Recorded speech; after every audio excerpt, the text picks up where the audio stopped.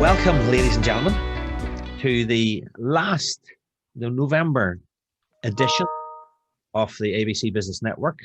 Today, let me get my script up. I don't even have my script up. Let's see. We're recording this for the web, for YouTube. So make sure you keep smiling all the way through because people can see you. Even when you're checking your emails, don't check your emails. Make sure you're smiling all the way through and show your business off at its best. We're here to network today, to connect with each other. There's John joining in. To see where we can find out more about each other's businesses, to see how we can help each other's businesses, doing a little call to actions. When we started off in March on Zoom, things weren't too good. Businesses weren't too busy because of all this COVID stuff.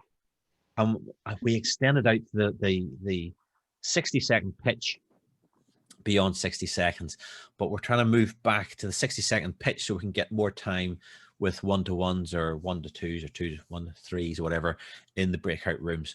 So we're going to confine our pitch to 60 seconds, and I'll even have cue the timer. Okay, just to keep you all on track, so keep an eye on that while you're doing your pitches, if you can see it, because I'm going to be making somebody each of you as you're speaking. I'll highlight you guys, but so keep to your 60 seconds, and then you'll have time to chat in the chat rooms. We really want to get the chat rooms going. Our special guest for today is Dominic Downey, who is the marketing director and co-owner of EVRON Foods Groups. He's going to be talking about his business, and he's going to also be talking about the fact that he's the chair of the Banbridge Football Club on how COVID has impacted both sport and his business. I'm really looking forward to that because really established, lovely CV if you saw the Eventbrite background on Dominic. So looking forward to all his insights. So we'll start off, like I say, with some 60-second pitches. Because the group's quite small, we'll probably just do them all at once. We're going to maybe break them up between the talking speaker, then we'll hear from Dominic. Then we'll go into some breakout rooms. So we'll split these up into maybe threes to have a couple of close contact chats and find out more about each other and how we can help each other. And I think that is it. Alan's going to talk shortly before he gives his 60-second pitch. He's going to talk about the membership. If you join as a member, you get to join the WhatsApp group, to get to, give us a prompt about LinkedIn posts, just have a bit of chit chat. Once again, get to know more about each other. It's a good fun chat in there. So that's a good benefit. You also get to borrow on a first come first basis, the paid version if you want to run a meeting of more than 2 people on Zoom. So that's a nice little benefit. You get to star. Well, I say you get to star on our YouTube channel. You get to star on our YouTube channel, even if you're only a guest. We don't black you out for that, but YouTube channel is a great benefit. And if you are a member, you get to have a one-to-one sort of 10-15 minute interview on YouTube, and you can check that YouTube channel out. Make sure you go over there. Make sure you give it a thumbs up, give it a subscribe and a like to all those videos. What else do I have? You get to get backlinks from our website, which helps your search engine optimization these days. So that's another benefit of the membership. So really looking forward to seeing more of you guys joining. Apologies. We've got just one apology this morning from Mavash Graeme from Mavash Interiors. She's an interior designer. So please do check out her. You can find out links to her website and stuff from, again, the ABC Business Network website. Do put your details in the chat box. Again, one of the benefits of the YouTube channel is I take the time to put that information in the description section of the YouTube channel so people can not only see you, hear your pitch, but can click on links and go straight to your website or give you a phone call or whatever. So do provide those details in the chat box. And without further ado, let's move on to keep time because I've been criticized for people talking too much and I'm one of them. Alan, tell us about I'll spotlight you. Tell us about your, where's Spotlight? Spotlight for everyone. Tell us about our membership deal, early bird deals. Yeah, no problem. Last year, our membership was, well, last year in 2020, the membership has been £95 for the year. With needing to use Zoom and using Zoom much more this year, the committee decided to reduce it for 2021 to £72. But anyone paying the subscription before the end of December can benefit from the reduced rate of £60.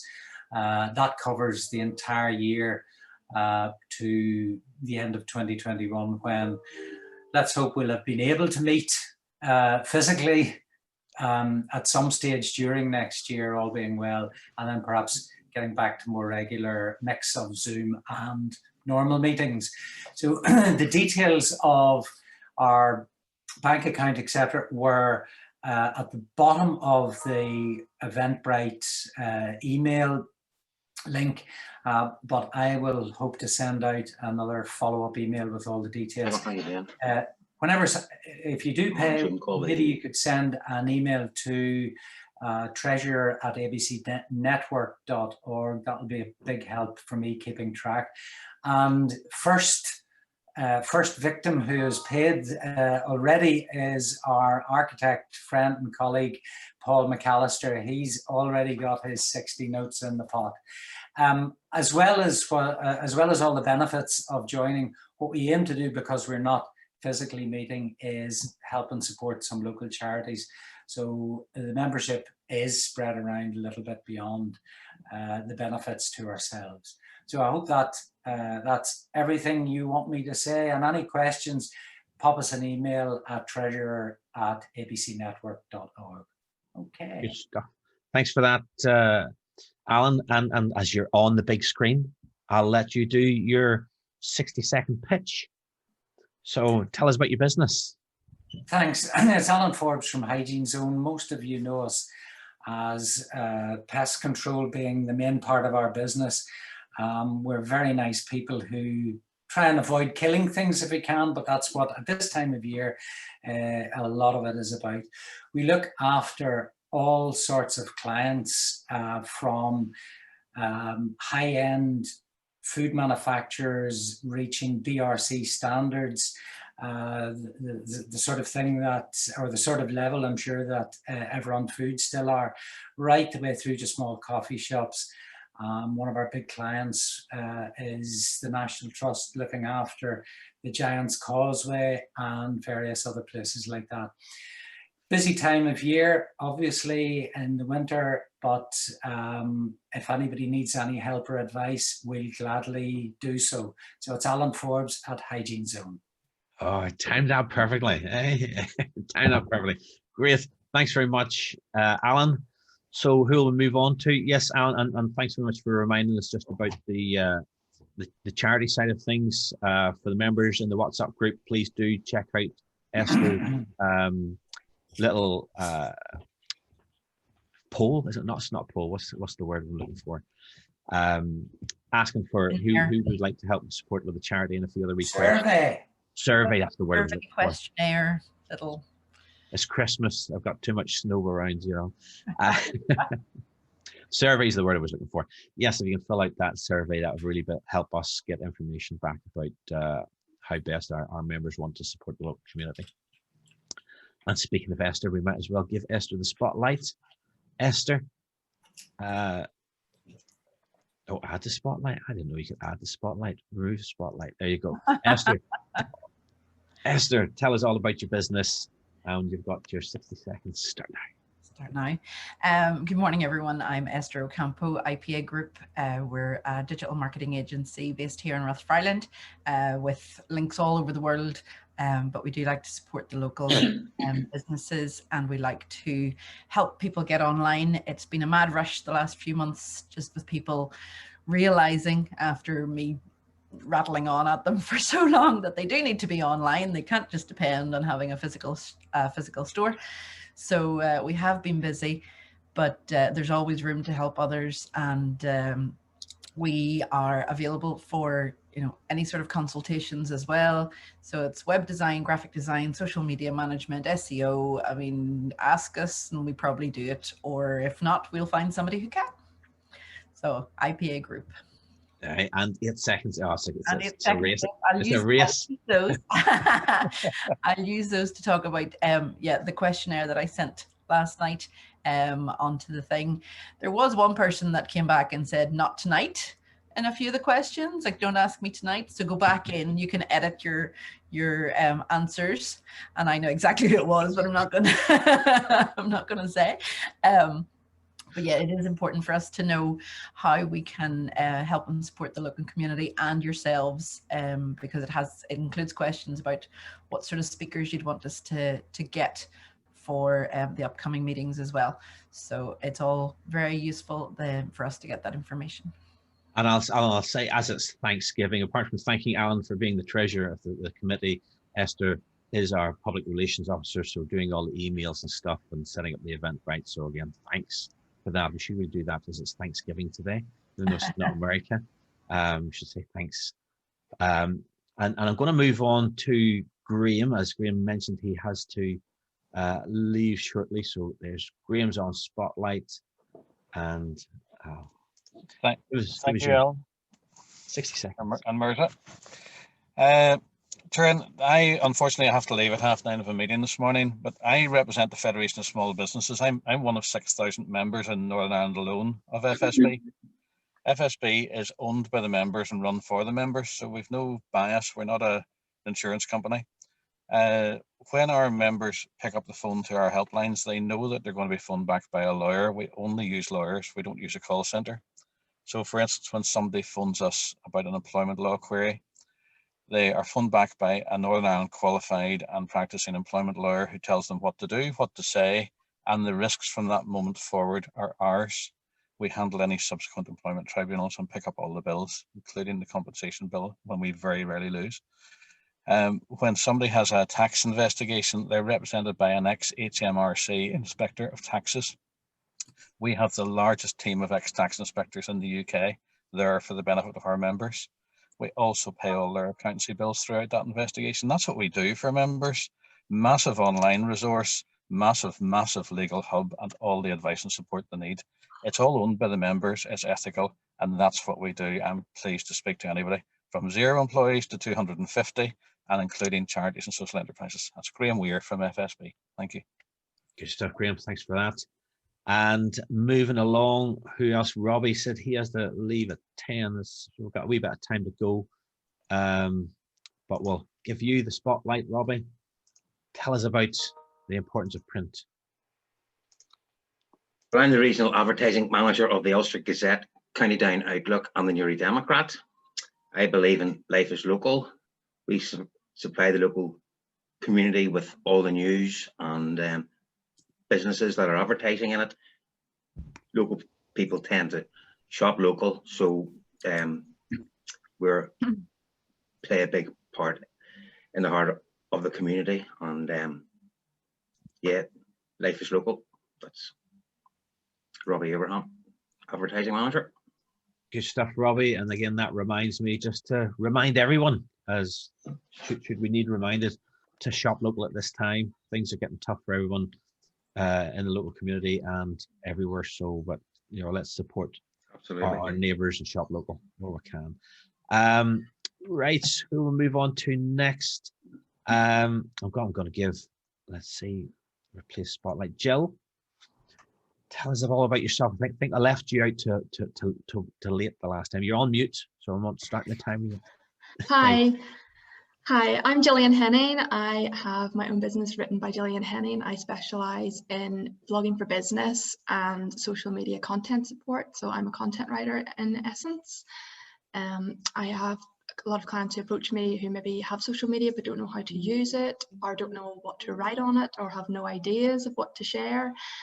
So I can drill down into their social media, audit that social media, and pinpoint some areas that they can maybe target in order to grow organically. Same with blogging for business. I have businesses approach me who maybe already have a blog and maybe it's outdated and they just wanted it refreshed. Or I have businesses who don't have a blog at all but see the benefits of that and want me to then write articles and blogs for their business, for their website. Perfect. Perfect. And blogging, and again, all good for the search engine optimization. Yes. So the better your blogs and stuff, the better your content, the more people will find you on the internet. Right, moving on. Who will move on to next? John, let's spotlight you. There you go, John. Morning, guys. How are y'all? So a new pitch today. I'm going to practice, and you guys, so you're all guinea pigs here, and you can tell me afterwards whether it works or not. Okay, so hi, I'm John McKenna, JMK Consultancy, solving people's sales problems. Who do you know who runs a business and employs between 5 and 200 people? When you see that person, are you able to ask them a few questions like, how do you feel about your customer base you have at the moment? How do you go about growing that customer base? And how do you make sure you have enough of the right customers so business isn't affected by changes in the marketplace? And how do you do all that and still manage to run a business and have a life? If you ask these sorts of questions, you might get asked, why do you know someone who can help?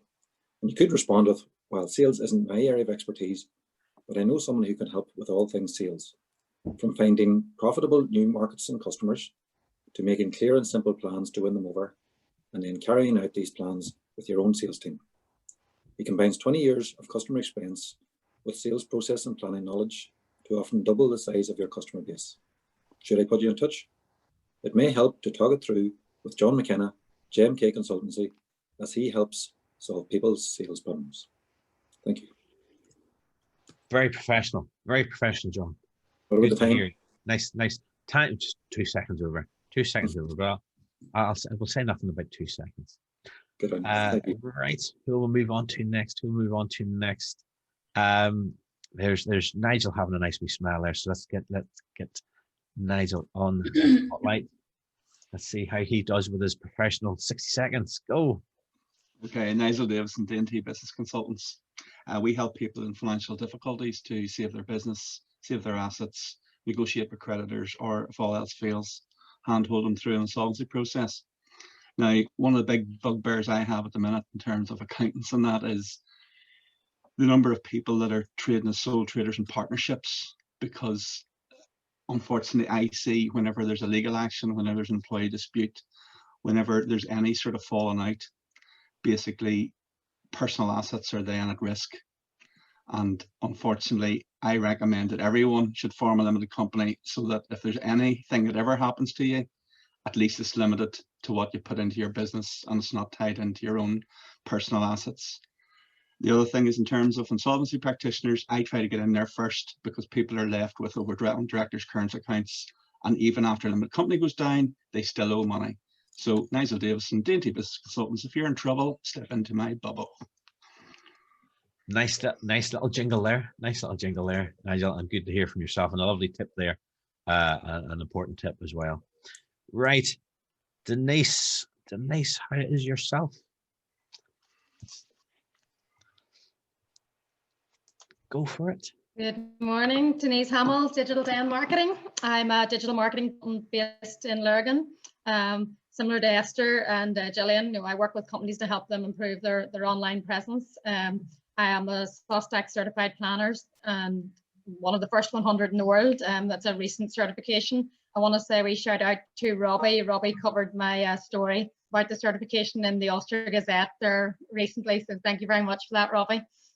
My work is mainly around marketing strategy development with a focus on digital strategy.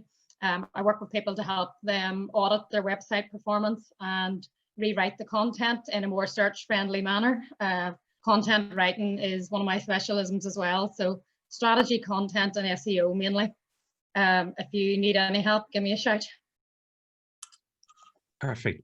Thanks for that, Denise. And again, lovely to hear that, again, the network is working, and lovely to hear shout outs across the network for other people that are helping out. And I know Marc's probably going to give a few shout outs because he was mentioning them on WhatsApp the other day.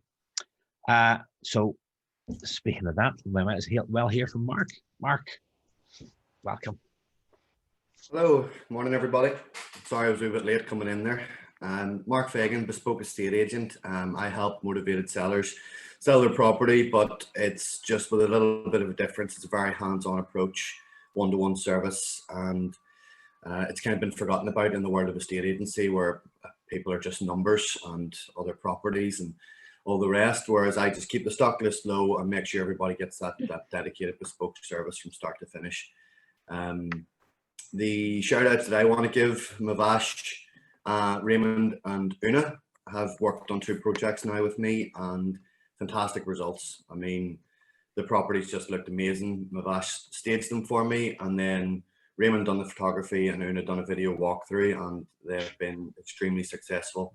Both properties are now under offer, and yeah, I'm going to be pushing this as much as I absolutely can. Perfect, perfect.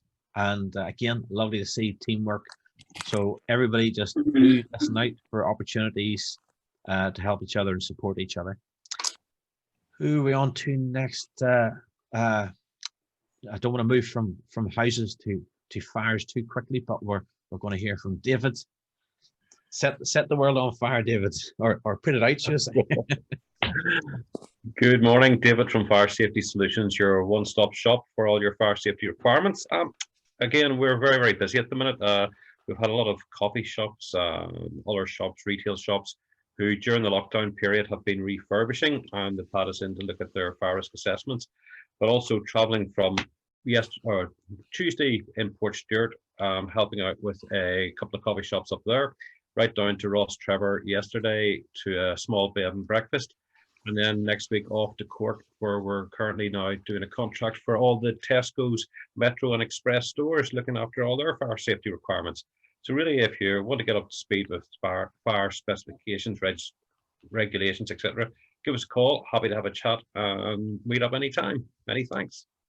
Perfect, perfect. And I'll say you've got plenty of time left in the clock, but it's only because I started the clock late. Say no more. Say no more. We're coming up for renewing the chairperson. Anybody wants to volunteer, please volunteer. Say no more. Ros. Turan. That's all I'm saying. Turan. No other nominees. Ros, you're on the spotlight. Take yourself off mute and tell us about Johnny's business. Oh, right. Well, I'm just here to represent Johnny. It's Dr. Jonathan Bloomfield this morning, and he sends his apologies. He wanted to come, so I'm here instead. Jonathan's business is called Support to Perform, and it is health and well-being in the workplace, and it's never more been needed at the minute with mental health issues and all sorts of difficulties. It has been a challenging year, but he's looking forward to 2021, and I'm just here to say happy Christmas to all of you, no matter how you celebrate it, and best wishes for 2021. And just remember your health and well-being in the workplace, Dr. Jonathan Bloomfield. Thank you. Super. Thanks very much for that, Rosalind. Lovely to see you. I haven't seen you for a bit, so it's great to see you. I know. You. And looking well. Thank you. Well, we're moving on to, I think it was some Marvel comedy or something. The animator himself. Philip, tell us all about your business. And I'll give you 60 seconds. I'm getting smaller and smaller here. 60 seconds. Turan was saying about setting your world on fire. I create illustrated animated videos that hopefully set the internet on fire. I work with voiceovers. I work with storyboards. We create something that's quite magical, quite different. Tend to work in 2 elements of the market. Always used to work with people who were a bit of a lig, telling a funny story and telling an amusing story, which was easy to get out there. And I'm a bit like that myself. I like to tell funny and amusing stories, so it's quite an easy thing to do. More recently, because of lockdown, we've done videos with cancer awareness and suicide prevention, and rather bizarrely, or rather greatly, I suppose, the value of the internet and social networking. I sent out a thing about suicide awareness, 2 videos that I did recently, and then somebody's come back to me recently and said they have 5 short videos that they want to do, quite remarkably to younger children, to try and promote the idea of keeping yourself healthy and well, which is great in 8, 9, 10-year-olds. So if you've any kind of story to tell on the internet, Philip Wilson, InternetSense. I'm good at telling stories. I'm a good laugh, and I can be serious too if necessary, but very, very rarely. So that's me, Philip Wilson. Thank you very, and also thank you very much for having me along this morning.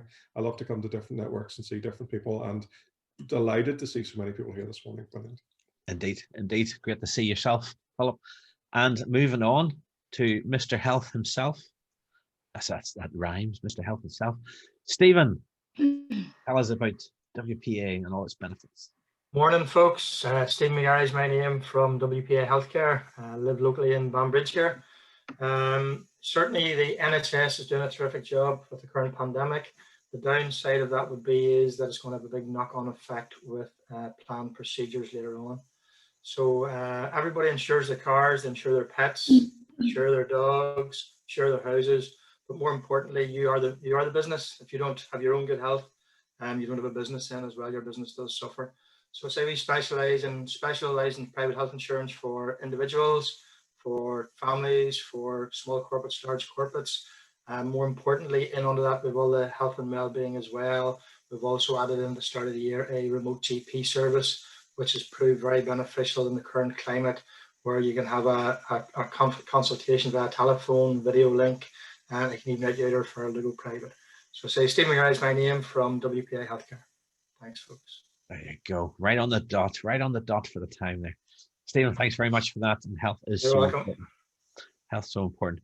Who have we got? Adrienne. Adrienne, let's have a swimming time with yourself. Oh. Hello, can you hear me okay? Yes, perfect. Hi, morning everybody. Well, I wear two hats. The first one is as a swimming specialist, all the forms of swimming, which isn't happening at the minute. The other business is through Relive International. My company's called Success for You. So we help people set up their own business working from home. We have our scientists pioneered a product which works in the genome, which you've heard now where this vaccine has been working on, helps repair your immune system. And so we're just looking for people who want to boost their health and their finances. So Adrienne Bell. Okay. Thank you very much, Adrienne. That just leaves my good self. So let me switch over to my alternative background. That's me. My name is Turan Mirza, and when I'm not the chair of the ABC Business Network, I'm a hypnotist, and my business name is, oh, there it is, Feel Good Hypnosis. I help people change their lives, improve their lives, whether they're struggling with anxiety or depression, maybe procrastination in their business. I work with business people for issues like procrastination, just generally about improving their mindset to reach and achieve the goals they want to achieve. Provide a business strategy within hypnosis to really get them focused on what they want to achieve. I work with children as well for things like nail biting, bedwetting, self-hair pulling, and even teenagers for things like self-esteem issues. I'm not smart enough, I'm not good enough. Even things like imposter syndrome, not just for teens, but in business people and people in general. So if you have someone you know with a negative mindset, a mental health issue, please tell them that hypnosis is a very effective tool in improving their life and overcoming these issues. So that's me, Turan Mirza, Feel Good Hypnosis. And let's change back to the ABC Business Network. Okay, and it only remains for me to welcome Dominic Downey from EVRON Food Groups Limited. He's also the chair of the Banbridge Town Football Club. So I'm really excited to hear his insights, his experiences within the business world and within the chair of the football club. So over to you, Dominic. Let me find a spotlight for you. Welcome, Dominic. Tell us all about yourself and the business and the sports world and how things have been affected with COVID. Over to you. Well, thanks for the invitation. It's great to hear the pitches from all the businesses there. I've learned something this morning because I've known Stephen for quite a while. This is the first time I've actually learned what he actually does. So that's been a benefit. EVRON as a company was formed back in '84 I joined as a graduate from university, and I've never worked for anybody else since. Morris Evans, who set up the business, and myself and one other guy have been there from the start. We went into our financial year ends the end of August. We were going along for 6 months of the year 1920 flying. We were double-digit growth, and then COVID started to feed in, and I think like everybody else to start, we didn't take it seriously, didn't think it would be a big issue. You know, I can remember driving into work one day in Radio Ulster, and there was somebody discussing the difference of whether you wash your hands with cold water or warm water, whether that would be enough. But it very quickly moved on and became the massive issue that it is for everybody. The challenge we had as a business, employing 465 full-time people across 2 sites, our main site in Portadown and our second factory in Pontypool, South Wales, which is just off the M4 near Newport. The Celtic Manor Golf and Hotel Resort is about 5 miles from us, so that maybe gives you an idea of where we're located. But our challenge was, well, how do we keep trading, and how do we keep our people safe? Our business, we would have been supplying, it's a bit like a 3-legged stool. Our customer base was supermarkets, making mostly their brand garlic breads, both chilled and frozen, which we do almost exclusively out of Portadown site. We produce the bread for the Subway sandwich chain from both locations, from Portadown and from South Wales. South Wales being the main manufacturing site for the UK market. From Portadown, we supply the Middle East market and the Republic of Ireland and Northern Ireland.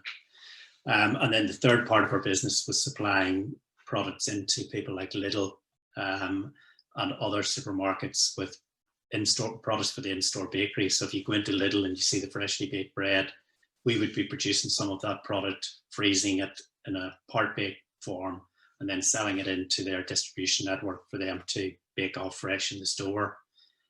And we also had not an insignificant business with a couple of companies in the UK who serviced the airlines, supplying them with individually wrapped rolls that went on to both economy and business flights, mostly transatlantic and to the Middle East and Australia. So it was a significant business. And once everything started to lock down, there was impacts on some parts of our business which were very negative, but there were also positives. The food service side of our business just crashed. So with no hotels, no schools, no restaurants, people like Henderson's Food Service in Northern Ireland, Linus Food Service, you'd see those trucks driving about. Their business just disappeared. Same for customers that we had in that area in the UK. With the closure of Subway, that business stopped, given that probably 70% of our manufacturing in our turnover out of our Wales plant was Subway. That was a big impact. But the other side was the supermarket business went through the roof, and there was significant change, particularly in frozen foods, because frozen foods has been a category that had been in decline, and frozen foods has grown, I think, by 18% year on year as people have gone back to frozen. One, they could store it more than they could store chilled. But all retail had a significant increase. So we were thankfully still busy, but given that the product mix had changed. So in order to keep our people safe, we did all the things that everybody else did. We put up dividers on the lines so that people were socially distanced. We put in temporary canteens, so as we expanded the space where people were going to congregate so that they could still have canteen facilities, but be socially distanced.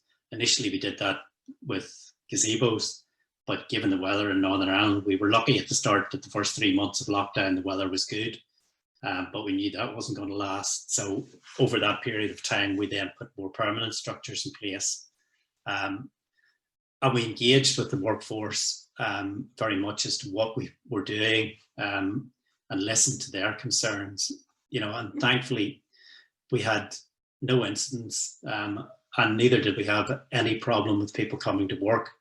And as a management group, we decided, certainly the 3 directors, that we would be there every day, that we weren't going to ask anybody else to come to work if we weren't prepared to come to work. And I think that had a positive benefit, because they seen, that we were prepared to be there and we weren't asking them to do anything that we weren't going to do ourselves. We did have to make some changes. We had about 100 people on furlough across the 2 sites, about 70 in Portadown, 30 in Wales. We went to a 4-day week. I've got 4 sales guys in the UK. We put one on furlough. He looked after food service exclusively. He had really nothing to do, so we had no choice but to put him on furlough. The other guys who looked after retail obviously weren't traveling anymore. Everything was being done by Zoom. They volunteered to go on a 4-day week, which was much appreciated. And we reduced agency work, where we could, so that nobody coming on site wasn't regular, and that we could monitor them and check them. So we didn't want agency, because anybody employs agency, that it's a bit of a double mixture. You don't really know what you're going to get every day as to who's going to turn up. So that makes it much harder, particularly in COVID, where you're trying to restrict movement of people and monitor movement of people and make sure that anybody coming on site is safe. And agency labour makes that a much bigger task. We put in thermal imaging cameras, issued everybody with PPP. We probably spent a minimum of 75,000 on PPE costs and signage around the plant. But as I say, it had benefits because we didn't have an issue with availability of labour. With our customers, we engaged with our customers, reassured them that we'd be able to continue to supply them, particularly the retailers and the people who were busy. Those that weren't, we had 2 challenges. As we produce product and freeze it for the food service, certainly for that sector. For Subway, the product is a frozen breadstick that then they prove and bake in store. That's only got a 12-week shelf life. So if you're going into a 3-week lockdown and you have stock in the system, not only in our factory, but also in the distribution network, a 12-week shelf life product is a problem. But thankfully, we got derogation on shelf life because there was no food safety risk with extending the shelf life. We talked to our customers, reassured them, and people owed us money as well, which was an issue and a concern. When we wondered, what are we going to get paid? And I remember watching, I think Martin Lewis was one of the things, and he mentioned a word, forbearance, and I had to look it up to see what it meant. And it said patience, self-control, restraint, and tolerance. And that's what we tried to do with our customers, because people were suffering, particularly the ones who weren't trading. They had no income. They owed us and other people money. And you just couldn't go and say to them, well, that debt is due, you're meant to pay, whatever. So we worked with them. We gave them extended periods, agreed payment plans, but we did keep a close eye on it. And if people didn't keep to the plan, we rang them up and tried to work with them. And, I'd have to say we come out of it and we didn't lose anything. Nobody didn't pay us. That might have taken longer to get paid, but we got paid. And I don't think we didn't lose any customers for it because we worked with them. We were understanding. We listened. We did have to write off some stock, probably up to £100,000 worth of stock. which in a turnover of 50 million, it's not massive, but at the same time, it's not insignificant. It's £100,000 that we never get back, but it was a cost. And, you know, everybody has suffered pain, and that was just some of the pain that we suffered. As if that wasn't a big enough challenge, with two other things going on at the same time in the business. 2 years ago, we'd sold 75% or 25% of the business to an American company who had expressed an interest in investing in us. And they had largely been a sleeping partner with monthly or quarterly board meetings. The first board meeting that we had after COVID was in May. And I remember one of the questions we were asked was, well, when are you going to run out of money? And we thought we were doing a pretty good job of managing of COVID up to that. And that pissed us off a wee bit whenever we were asked that. And it sort of steeled us and sort of said, well, we'll show you. You know, and we traded very strongly. We were lucky that we weren't solely dependent on food service or QSR, which is Subway, quick service restaurant, or retail. We had a balance in our business, and that certainly stood to us. And our American investor was very much involved only with QSRs, and QSRs, quick service restaurants, is people like McDonald's, which they're a big supplier to, Pizza Hut, Burger King, Taco Bell, all those types of brands. And whenever that business reduced and locked down, they suffered much bigger challenges, and they had no alternative because they didn't have retail or anything else. And they looked at our business, and then they seen that there were advantages in having a balance. So we initially, they were very concerned that with Subway in particular, because Subway was closed, that the world was going to end and we'd go bust. But thankfully that didn't happen. And also we had started just at the beginning of the year in January, we started construction of a new factory adjacent to our existing plant in Portadown to build an additional line for Subway. So this was a £7 million investment in a 100,000 square feet factory. And COVID and lockdown were a bit of an irritation because we'd placed orders for equipment. Some of that equipment was due to be delivered in June time. We paid deposits and the equipment was going to be ready. Given that there were some delays, particularly on the equipment out of Italy, but we still had to have somewhere to put that equipment because it was due for delivery. And Morris, the guy who's 74, never missed a day. He loves building projects. He loves, we build the factories ourselves. We do a lot of the engineering work ourselves. So he was there every day making sure that the factory moved on. We obviously had some challenges with tradespeople, but we were able to keep going, to get this steel work up, to get a roof on the walls. So we had an enclosed area so that even though all of the services inside weren't finished, we had a shed where we could put the equipment and then work away as we could with the labour and the skills that we had available. And we actually ended up, because we had this big building, which is silver in colour, and it's built, the exteriors panels that you'd see like in a cold store. So we had these great big silver walls with a massive big concreted car park. So we actually ended up hosting a couple of outdoor church meetings on a couple of Sundays. In July. I have no idea who the denomination was or anything else, but they asked us could they use the area because it was ideal for what they were looking to do, and we were happy to let them do so. I was on a golf course, I wasn't there. So, but whenever lockdown reopened, and particularly the Subway, we were budgeting for a gradual build up. They'd maybe do 25% of what they did and then it would get up, and eventually by Christmas, if we were doing 60-70% of what we were doing pre-lockdown, that would be great. But whenever they reopened, it just took off, and all of a sudden, you know, they were back at 75% of pre-lockdown.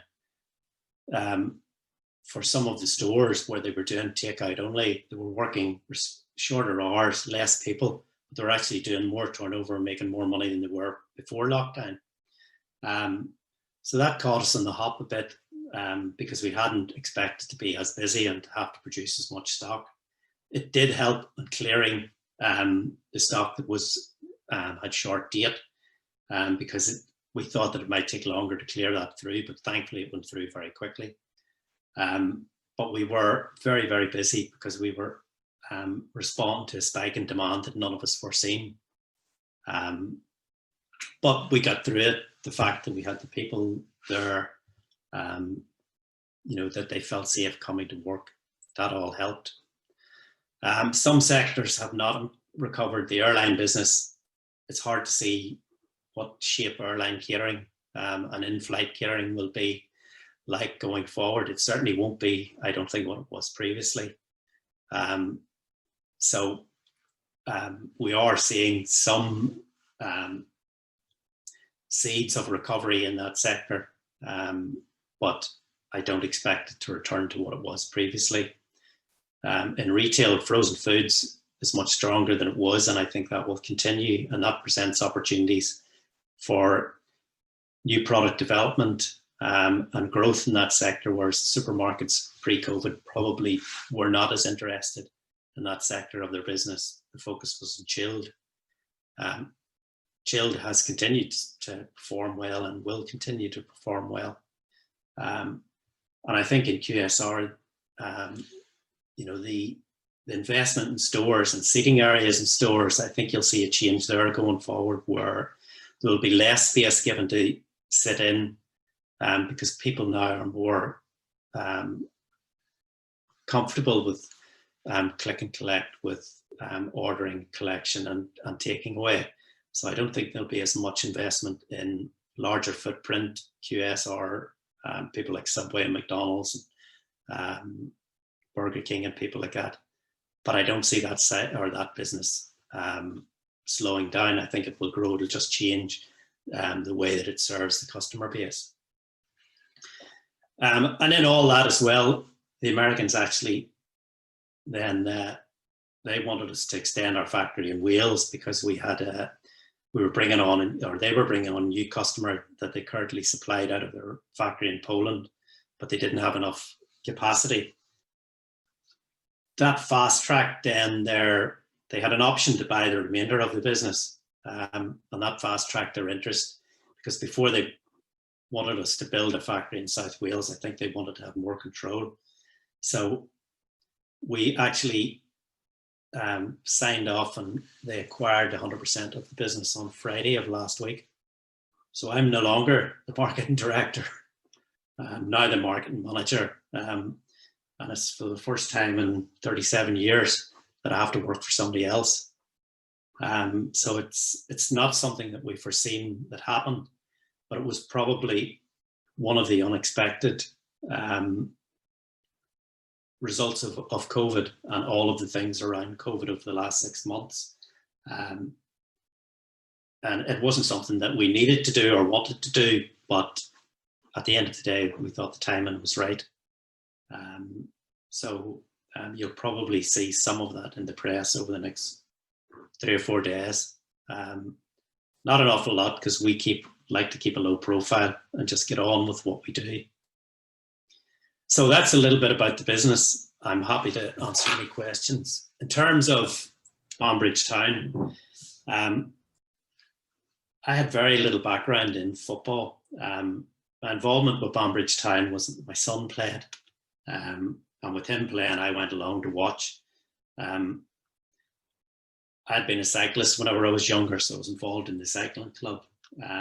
So I understood the club structure and how that it worked, but football clubs that was something different. And I have to say, it works very different from a cycling club. I was 1 year as vice chairman, And Banbridge Town has had a, like most football clubs, has a challenging history. Football clubs, I think, from what I can see, tend to work on the basis of they have a cycle of boom and bust in terms of success and failure. So they either have a manager who comes in, who brings players in, they're successful for a period of time, that those players and the managers there, then for whatever reason they leave. The club's fortunes decline, then after a period of time, maybe 2 or 3 managers later, another manager comes in, brings successful in bringing in new players. There's another period of success, and then it goes down again. And Stephen and I share a passion for Manchester United, so we know all about poor managers and little success in the last 3 or 4 years. But as a club, I've done 5 years now as chairman. I couldn't have done it. I couldn't have achieved anything without a very good numbers man beside me. There's a guy, John Houston, who's the treasurer. And whilst I may be the chairman, it's very much, I would say it's a double act, because I very much rely on him on the financial side. And running a football club is challenging from a financial point of view. You know, we don't own the pitch, so therefore we've got to pay for the use of the pitch, which in itself is not too bad, but we've got to pay for training. And training is a cost of about £1,500 a month.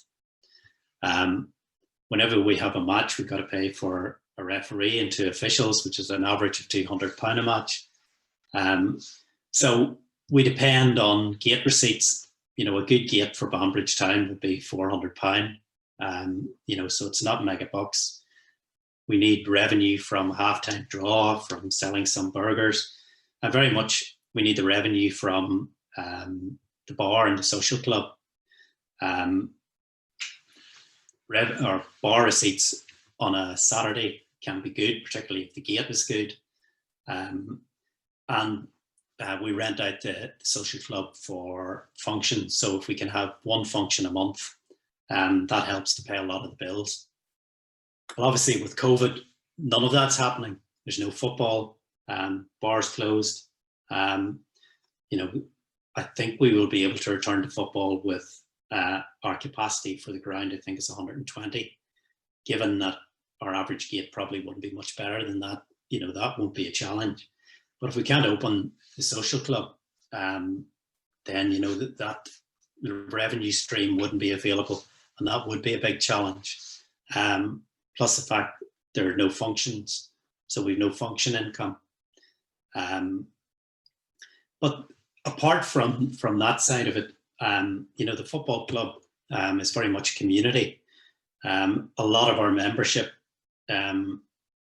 is older, and for those guys, because unfortunately mostly it is males, you know, it's the social aspect of a Saturday in football that means to them they meet up, they can sit and have a couple of beer with their friends, you know, and all of that has been taken away from them. And I don't think you can put a value on the social side of the football, or of the football club, and that certainly is very much being missed at the moment. In terms of the players, you know, we started back at the beginning of August in pre-season training, hoping to play football in September. We actually played 1 game, 1 competitive fixture the first week of October, which unfortunately we lost. And then we played a second fixture a couple of weeks later, and that's all we've played. So trying to keep players motivated to continue to train, you know, I think the manager and the coaches have done a great job up to now. But every time we think we're going to get started, it stops again. So it's very hard to plan. You know, we've had some support from Sports Hardship Fund. I think we've got £2,000 with another £1,000 to come. NIFL, who are the government body for the Football League, as part of the, separate to the IFA, but linked to the IFA, we got a grant of £500. On the IFA, we got £2,000. So all told, you know, from that viewpoint, we got we got 4,500 with another 1,000 to come. And we took out a bounce back loan of 15,000, which we will start to have to repay. I think it's June of next year, we'll have to start repaying that. But, you know, even to think about repaying that, we need football to restart. We need to hopefully get the social club open again. And all of those things, it's, you know, every time you think something is going forward, then it takes a step back again. Our entertainment license is up for renewal the end of January. There is no derogation from the council to extend that. So, you know, every time we have to renew our entertainment license, which is once a year, there are costs to doing that. One of your speakers there talked about fire. We've got to have a complete fire assessment, risk assessment, all of the lighting, extinguishers, all of that's got to be checked. There's a cost to that. The electrics of the club have got to be all checked out. There's a cost to that. So all of those things, you know, we've got to pay, or to find money to pay for. And with no income coming in, you know, that bounce back loan very quickly can be frittered away. So you know, you're no better off. In fact, you're worse off because you're £15,000 worth off than when you started. So, you know, we're trying to be as prudent as we can, but there are fixed costs there that have got to be paid. Sponsorship, you know, how do you go to ask your sponsors to support you whenever their businesses have maybe been closed? You know, everybody's been impacted by COVID, so, you know, it's virtually impossible to look to people for sponsorship because it just isn't fair to go asking them for it. Now, some people that will have an affiliation will give you a few pound anyway, which is great and much appreciated.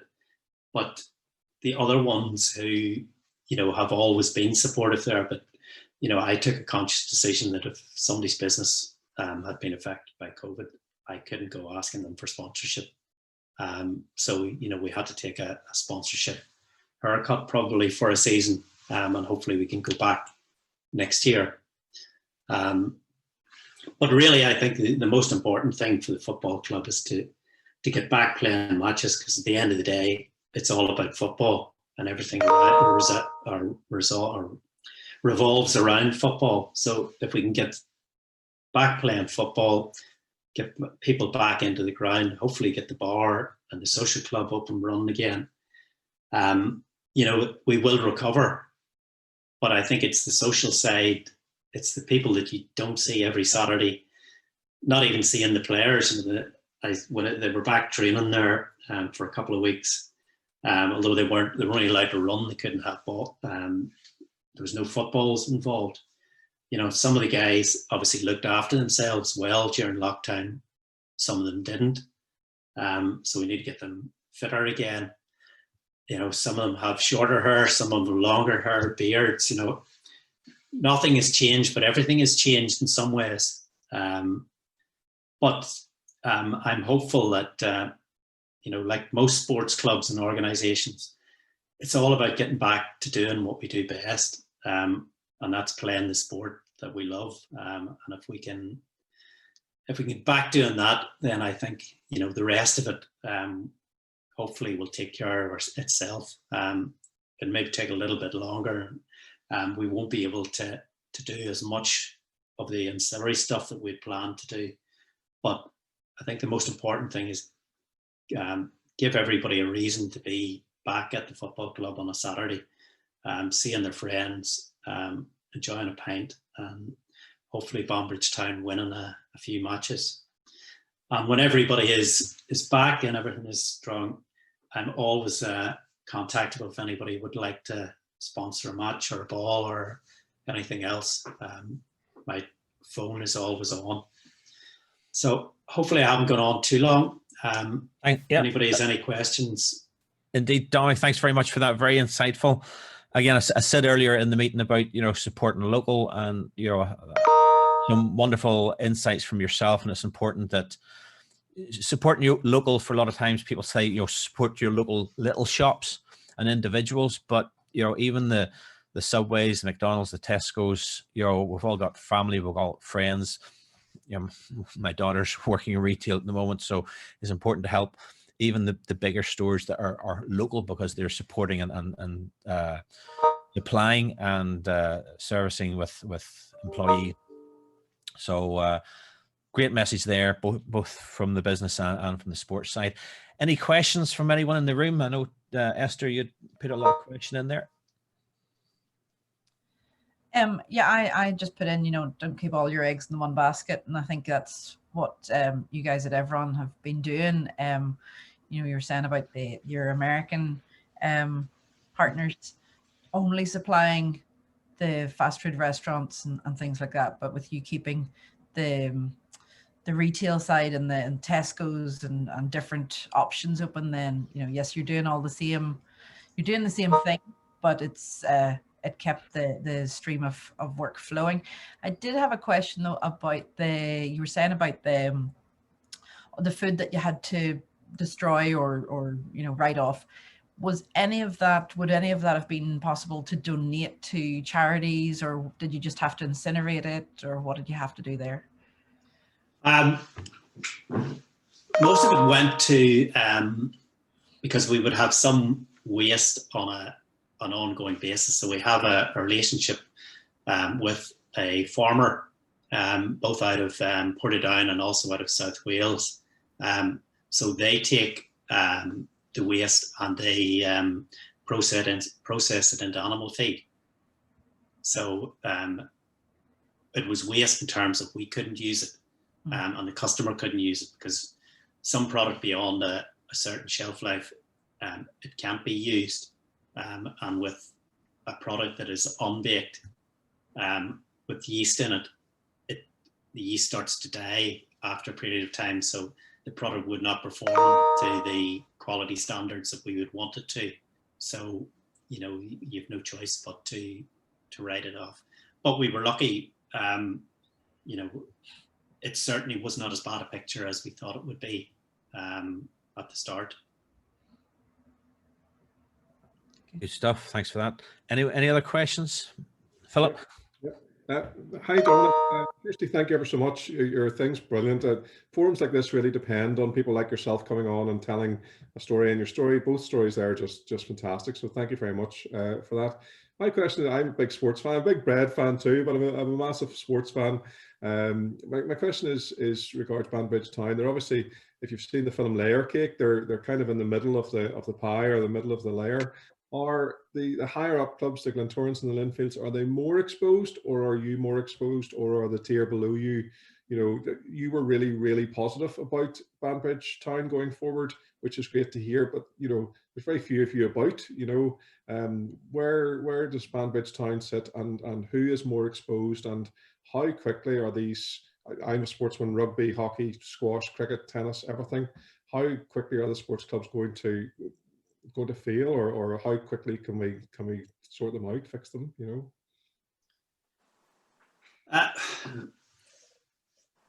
I think personally, I think that outside of the Premiership teams in Northern Ireland, I'm surprised how they're qualified as elite and how they're still playing, to be honest. But I think below them, the guys who operate at that level don't really give much of a hoot about the tiers below them. It's very selfish, but then we're all like that. You focus on what matters most to you, and my focus is on Banbridge Town and maintaining it, and the guys who are running Glentoran and Coleraine and Larne, etc., they're focused on their club, and that's the right thing. That's what they should be doing. I think the the challenge is that everybody's just going to have to learn to live in new circumstances. You know, and if that means that you can't change your kit every second year as we would do at the moment, you know, you have to use it for a third year, then that's just what you're going to have to do. You know, I think if you look at football tends to be much more individualistic in that the players are very focused on themselves. They're used to being given more. If you look at a GAA club, you wouldn't play for a GAA club if you weren't a member of the club. Trying to get some players to even be a member of the club is not easy. So I would also prefer to have as many locally based players who have an affiliation to the town and to the club as possible. Because if you bring in players from outside, you might have short-term instant success, but as soon as somebody offers them something different, they're away. So it may be for a period of time that, you know, it is, you know, things may be tougher, because if you're dependent on local players, and, you know, and there's more than Banbridge Town in the town, you know, you've got Banbridge Rangers, you've got the Boys Club, Old Boys. You know, Banbridge is a very sports orientated town. You have the hockey club, you have the rugby club. We're all chasing the same sponsorship. We're all chasing the same players to some extent. You know, even outside of football, you know, some of the kids might play hockey and then they might try football, and then they might go back to hockey, and it's trying to keep them interested. And there is a great Banbridge Juniors set up there. We're also, the Banbridge Juniors set up is separate to Banbridge Town. We're trying to bring them all together under the one auspice, not a takeover. We're trying to amalgamate everything, because Banbridge Town as a two-team senior club or senior team club is not sustainable. You're not getting any support from the government, from the IFA or anybody else. You have to have grassroots right up. You have to have ladies club. If you've all of those things, then you get much more support. Plus, from my point of view, you know, the more people that I can get involved from other teams, there's a lot of skills out there and people. So I don't want 2 or 3 old farts like myself running a football club who only think one way. I want as much new blood and people with ideas as possible. So the more I can cast the net into the junior setup and all of those parents, then I think the better the club will be in the future. Yeah, thank you. Good stuff. Thanks for that. Any other questions?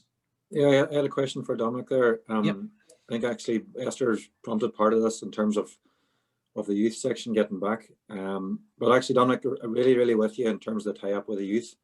You talk about local affiliation. There's nobody that's going to be more affiliated with you if they've come up through the ranks. It's the feeder system into your seniors. There's no need for transfers or cost or anything like that. And then they're more likely to stay with you. The parents are more likely to be involved. The businesses are more likely to sponsor and support. Getting your affiliated longer term or older senior players helping in with their training also, you know, builds the awe in those kids, and then they want to come and see those guys playing, and that might help your numbers in terms of Saturday and the senior matches too. So it works both ways, but it also tests the commitment of your senior players. Can they help out and can they show that bit of commitment that they might be getting paid for? But more importantly, with your eye on that senior junior stuff, have you any idea whether, as you say, the debate about what's elite and what's not, but for the juniors and for the mental health, any idea of when they might be getting back again? The last that I heard was that certainly not this side of Christmas. I think what I've heard that the Lisburn League are going to do is that they're probably not going to have a league structure. And what they're going to do is play some cup competitions on a basis of like a group stage and then go into a knockout stage. So they have football for the kids post Christmas, assuming given the restrictions and hopefully which have been eased. But I think so much of the season's already gone. You know, we're going to go into January before the ball's been kicked. That even at our level, like we were meant to start football on the 12th December was the next date that we had for starting. And then we're going to have us playing matches on Boxing Day and 2nd of January, which from my point of view would have been great, particularly if the bar was up, because a fixture at home on the 26th of December would have been great. Yeah. But we're now, our next starting date is 2nd of January, subject to conditions. And we're meant to play a 20 game league. We're meant to play Intermediate Cup, Irish Cup. I don't see it happening, but I think the football authorities are struggling to deal with reality. I think getting playing is a bonus this year. Don't worry about the winners and the losers. Just get playing, keep people at it. Don't lose, particularly kids. Don't lose kids to computers or whatever else. Yeah. I'm just kind of touching on that, if you don't mind. What are the rules and regulations? Like, I was part of Lurgan Celtic for about 12 years, player, and I've recently, as I'm sure you know, seen them unfold. And over those years, you've seen different players coming in. Now, we always got a couple of quid, but then you'd see other players coming in and getting a hell of a lot more than anybody else. And as you say, it allows for short-term success, but doesn't build the foundations. Since leaving, I've kind of played a couple of different Mid-Ulster teams and things like that. And I've seen intermediate teams, Mid-Ulster teams, who are well known to pay their players, even at that level. Is there any discussions or rules or anything behind that where it's below the Irish League level? I think everybody knows that goes on, particularly in team sports. You know, in cycling, where I originally come from, I was never, that sort of thing didn't happen. But in team sports, it does. And I don't think football is the only sport that's guilty of that. I think if you were involved in some of the other sports, you'd probably have the same comments and the same complaints. Yeah. The money that is being paid to some clubs in the Amateur League and the Mid-Ulster League, which is what I would be more familiar with because of the locality, I have no idea about the rest of the province. You see teams that all of a sudden are successful, and it's not too hard to work out why they are. Everybody knows it goes on, but nobody does anything about it. Just kind of turn the other way. Yeah. You were completely right. You know, it's built in the foundations, you know, where I was there for a long, long time at Lurgan Celtic. Since I left, you've seen so many different managers come in, players blowing in from all over the place, short-term success, relegation, promotion. It's just a topsy-turvy ride, whereas you said the GAA club, and my local GAA club, you know, barely faces have changed since I've been 8 years old. You know, they've been the same faces the whole way through to now. And it just allows for, you know, as John mentioned there, more of a buy-in to the club and more solid foundations just to kind of keep the club in a good place, and more buy-in from the community. But I think it's more an affiliation with the club. Yeah. And it's more like a family, and you know, those guys could teach you how to raise money. And I think the best example of a football club that's run along those lines is Warrenpoint Town. Yeah. And Warrenpoint Town is very much a GAA type structure. And you know, that's why they've been successful. Yeah. Guys, I'm conscious of the time, so I just want to move on. Let's have one set of breakout rooms, 3-day room, just for 4 minutes. So a quick 1 minute and a bit for each, just to have a bit of a chat, a bit of discussion to connect with each other a bit more, and hopefully carry on the networking after this meeting is finished, between now and the new year when we meet up again. So I'm just going to press the button when you see a little message coming up. Please join your rooms. And we're back in the room. Back in the room, eh? Who's a hypnotist here? Listen, guys, time has flown by again, as always. Any last thoughts or any comments, any interesting discussions that you want to just finish off on, Alan? I just want to add my thanks to Dominic. It was a great talk. Really enjoyed it, and exactly what you've said. All the eggs in one basket is not a good recipe. If we can maybe look to all our members and colleagues and the new faces along the top, if you decide, it would be great if you pop your few quid into the pot, and we'll keep ourselves ticking over and helping support some local charities. The information is there, very, very easy, and I'll send out as quickly as I can a receipt to anybody that pops their pennies in. I'll be grateful. We'll be able to do something else for some of the local charities as well. So thank you very much. And again, Dominic, great talk. Indeed, thanks very much again, Dominic. And one of the things we're proud of pre-COVID was not just meeting up on a regular basis, but from time to time doing site visits and things like that there. So maybe, might be a while, but this COVID stuff settles down, maybe get an opportunity to pop around and see yourselves if that was open to you, Dominic. So it would be lovely to see around the plant and things like that there, if there's an opportunity there to do so. Yeah, but anyway, guys, yep, perfect. Let's call it a day there. Thanks very much for coming. Do connect with each other. Hopefully there's some good discussions in the breakout rooms, and you'll continue that throughout the month. Happy Christmas, Happy New Year. Sign up Christmas, guys. for the end of the year. Merry And Yeah, see you happy soon. Christmas. Yes, All right, Dominic, thank you very much, Thanks. Dominic. Thank you. All the best. Appreciate it. Guys, bye. Thanks. Bye. Thank you. Bye. Happy Christmas all. Bye. Cheers. Bye. Bye. Happy Christmas.